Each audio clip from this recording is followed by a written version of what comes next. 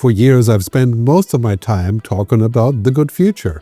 But today is different, 2026.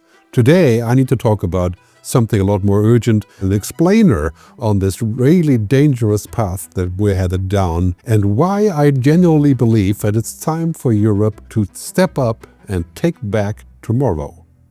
For the longest time, a lot of us saw the United States as a North Star for a global good future. It's where the internet was born, where Silicon Valley exploded, and so much of our modern world came from there.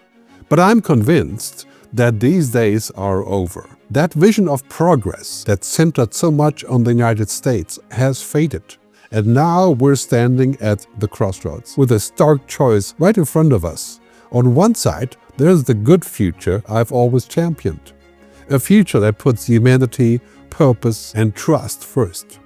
But on the other side, a bad future is starting to take shape. A future that worships technology over people, that chases raw power instead of shared purpose, that reduces everything to cold hard transactions instead of real collaboration. Which brings us to the big question: how did we get here? How do we end up on a path that throws away the very values we say we believe in? It didn't happen overnight. It was slow, systematic. Democracy was worn down, turned into political theater. Global institutions, the UN, were mocked and weakened. The idea of cooperation, of diplomacy, was painted as weak. And maybe most dangerous of all, truth became optional. Trust, the glue holding society together, was replaced by a constant demand for control. And while all of this was happening, what did we do? In 2025, with autocrats on the rise, AI being misused, and climate disasters unfolding and accelerating, we didn't sound the alarm. Instead, we turned crisis into background noise. We repackaged it as content, just something else to scroll past. The urgency got streamed away, and that leads to the question I really want you to think about. After everything we've built, after all the progress we've made, are we really okay with letting the good future be cancelled? Now, it's easy to blame the machines, but technology didn't fail. We did. Our political leadership failed. Our economic leadership failed. We built powerful tools and then failed to manage them with wisdom. The threat from AI isn't a sci-fi robot uprising. The real danger is that AI became normal. It spread faster than the internet ever did, but without any ethical guardrails. We were sold convenience and personalization, and in return, we quietly handed over judgment, responsibility, friction, and effort. The very thing that makes us think. Now we're seeing the cost. Creativity is being automated. Empathy is being simulated. Morality is being defined by data. We're told humans are just complicated algorithms. And by shrinking the messy beauty of humanity into machine-readable data, we risk becoming more like the machines ourselves. Instead of cooperation, the intelligence revolution became a race. The US chases dominance at any cost.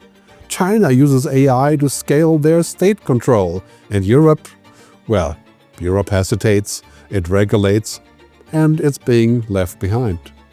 There is no unified human-first vision. And that's why I believe the ultimate threat of artificial general intelligence, AGI, isn't mass unemployment, it's mass diminishment, the erosion of purpose, of identity, of meaning. We have the science, we have the tech, we have the tools. What we're missing is the telos, the wisdom, the purpose, the direction, the final vision.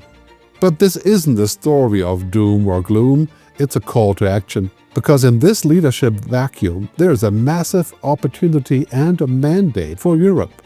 Let's be clear, the good future will not be made in the US anymore. That era is over.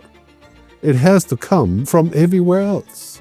And I believe its moral and ethical heart must be Europe, working with new partners around the world. Nothing is inevitable. The bad future is not a destiny, it's an option. And if it's an option, we could choose something else. For too long, we accepted the default. We watched the terms and conditions of the future being written, and we just clicked accept. So how do we do it? With a conscious, visible, and unapologetic strategy, a 5-year plan for Europe. First, make human-centered AI a real strategic advantage. Second, build technological sovereignty without isolation.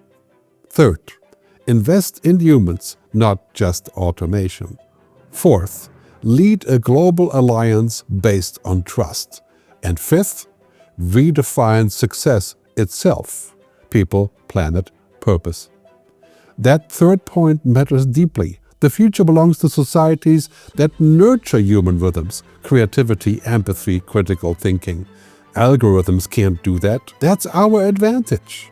And the fifth point also means this: we must move beyond GDP. We measure what truly matters: people, planet, purpose, prosperity, peace. This isn't idealism. In a world facing climate collapse and runaway technology and autocrats, this is the most pragmatic survival strategy we have. So let me leave you with this: a drifting world needs a moral compass. It needs a credible vision for a humane future. As we move into 2026, the question is simple: if Europe doesn't step up, who will?